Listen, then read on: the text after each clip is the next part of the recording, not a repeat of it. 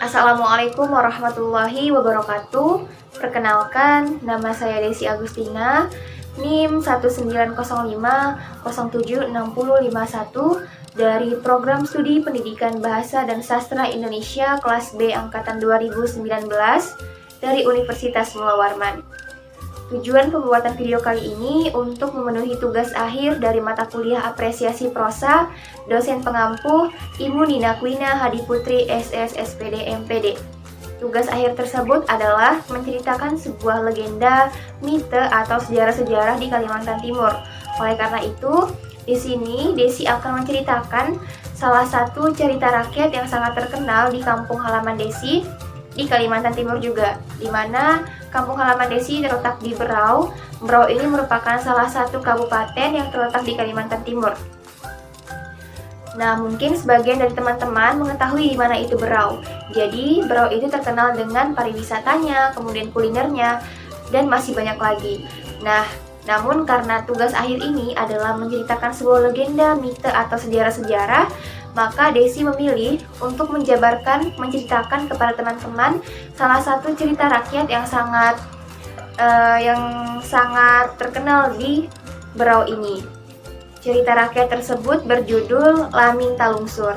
Jadi, sebelum Desi masuk ke ceritanya, Desi juga akan memberikan sedikit cuplikan lagu tradisional yang ada di Berau, di mana lagu tradisional ini judulnya itu sama dengan cerita rakyat yang akan Desi bawakan, yaitu Laming Talungsur.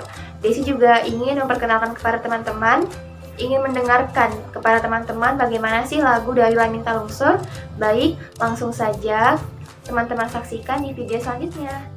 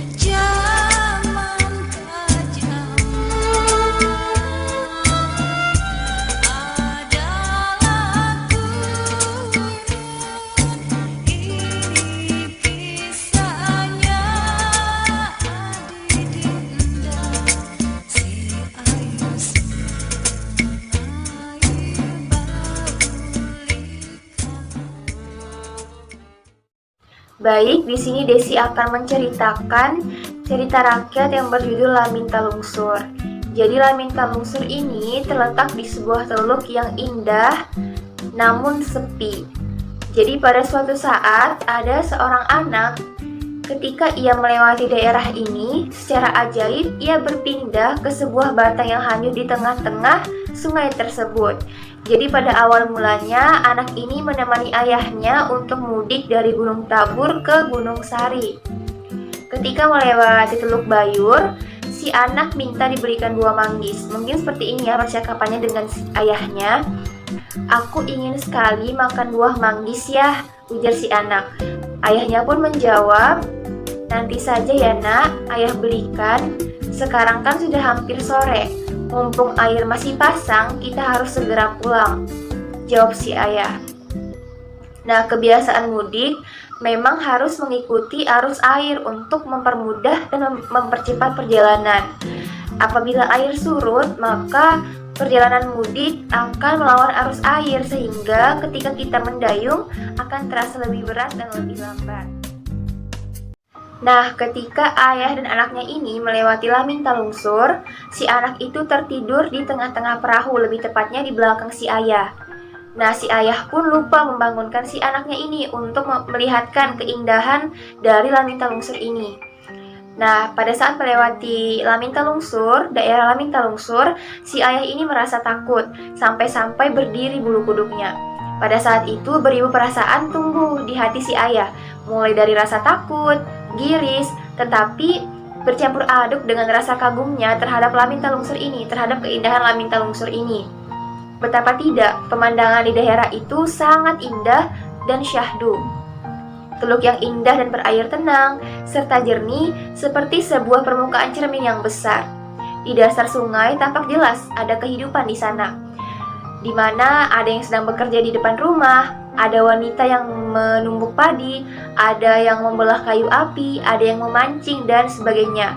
Selain manusia, juga ada hewan-hewan seperti ayam, anjing, kucing, dan binatang-binatang lainnya. Nah, panjang rantau itu sekitar 1 km, memanjang dari hilir ke hulu, seperti kampung di dalam air. Namun, kaku laksana batu. Setelah melewati Laminta Lungsur, barulah si ayah teringat kepada anaknya ini. Ketika menoleh ke belakang, ternyata anaknya sudah tidak ada. Hatinya pun merasa ketakutan gitu. Namanya orang tua ya, ketika anaknya hilang pasti takut gitu, apalagi anaknya hilang secara tidak wajar. Karena mereka melewati perairan yang sebelumnya ada di belakang ayahnya, tiba-tiba tidak ada kan, seperti merasa ganjal gitu. Nah, ya, ayahnya ini baru merasa sadar bahwa yang terjadi pada saat ini.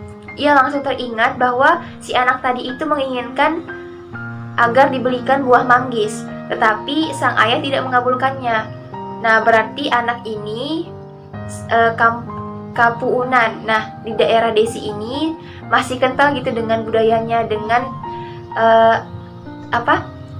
hal-hal tradisional itu masih kental gitu. Jadi masih percaya hal-hal begituan, hal-hal seperti Kapuunan ini.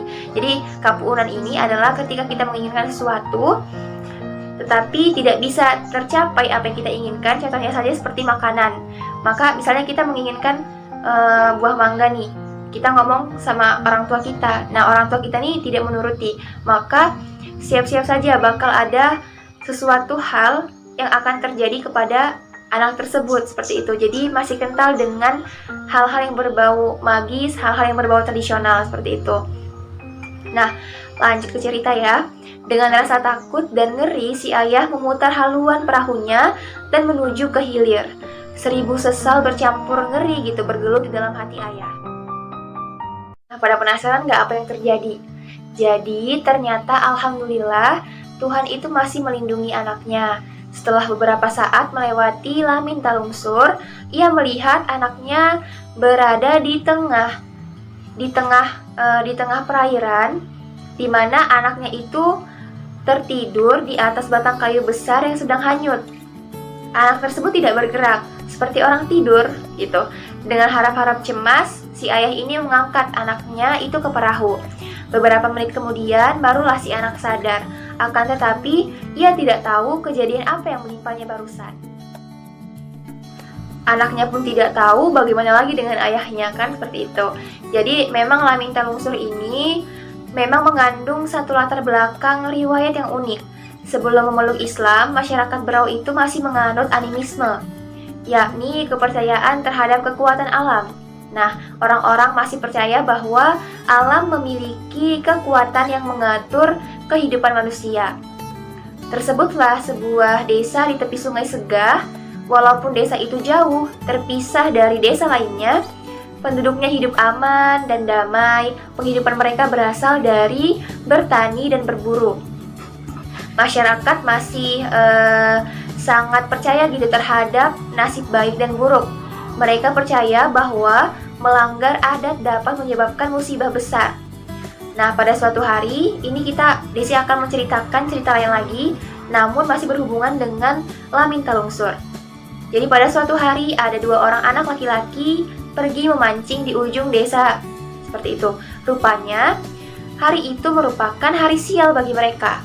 Sejak pagi sampai sore tidak seekor ikan pun mereka dapatkan. Tidak seperti biasanya, sebentar saja mereka melabuh pancing, puluhan ikan sudah didapat gitu. Namun hari itu tidak terjadi. Nah, ketika hampir petang, mereka sudah berputus asa dan bermaksud akan berhenti memancing. Namun, tiba-tiba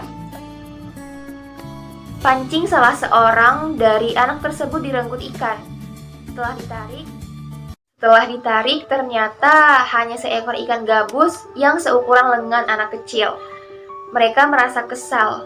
Hampir seharian memancing, mereka hanya memperoleh seekor ikan gabus. Gitu. Bagaimana gak kesal gitu ya? Sudah berjam-jam menunggu dari pagi sampai sore, dapatnya cuma ikan gabus kan. Nah, kita lanjut ya. Untuk melampiaskan rasa kesal ini, ikan itu tidak dibawa pulang.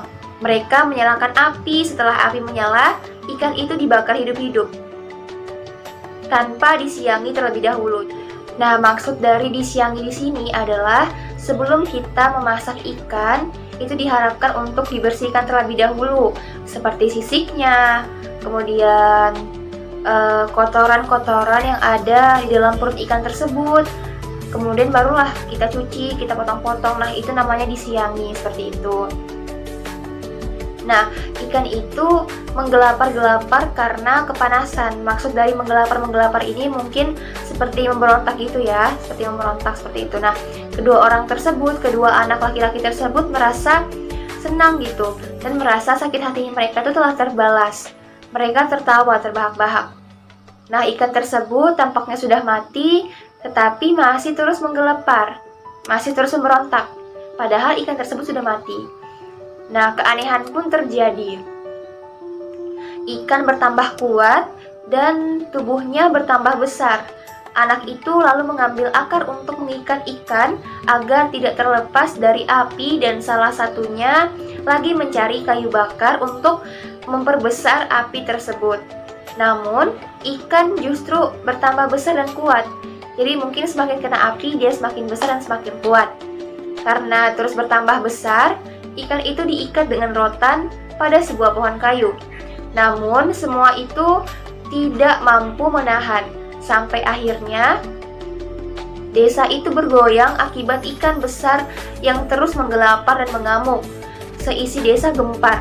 Anak-anak bertangisan dan para ibu berteriak sambil berlarian tanpa tahu arah dan tujuan mereka. Para orang tua hanya terheran-heran tanpa dapat berbuat apa-apa. Lama kemudian, langit menjadi mendung dan guru bersambung serta petir menjilat ke timur dan ke barat. Langit hitam dan angin tertiup dengan kencang sehingga banyak pohon yang bertumbangan. Sementara itu, ikan tersebut terus membesar sampai akhirnya menyerupai naga dan berusaha untuk turun ke air. Tenaganya melebihi dari tenaga raksasa. Masya Allah. Akhirnya, ikan itu berhasil turun ke air dan desa itu terseret atau telungsur ke dasar sungai. Dalam cuaca buruk itu, bunyi gemuruh terus menggelegar dan kilat menyambar dengan dahsyat. Desa itu pun lenyap dari permukaan, terseret ke dasar air. Itulah kisah tenggelamnya sebuah desa yang selanjutnya diberi nama dengan Lamin Talungsur. Jadi Lamin Talungsur itu merupakan dulunya adalah sebuah desa, namun karena ulah dari dua anak ini,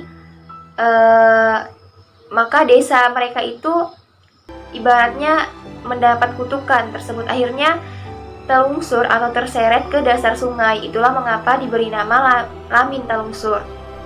Nah, namun anehnya beberapa waktu kemudian terlihatlah suatu panorama yang sangat menakjubkan, yaitu pemandangan sebuah kampung di dasar sungai. Pemandangan itu mengundang berbagai pertanyaan dan menimbulkan bermacam-macam perasaan, seperti heran, kagum, dan sedih bercampur menjadi satu. Nah, itu dia cerita rakyat dari Berau, Kalimantan Timur. Semoga dengan Desi menceritakan hal tersebut dapat menambah wawasan teman-teman semua. Jangan lupa yang belum subscribe untuk subscribe, dan jangan lupa juga tinggalkan jejak dengan like, comment, and share ke teman-teman kalian semua. Desi akhiri, Assalamualaikum warahmatullahi wabarakatuh. Stay safe semua. Sampai bertemu di video-video selanjutnya.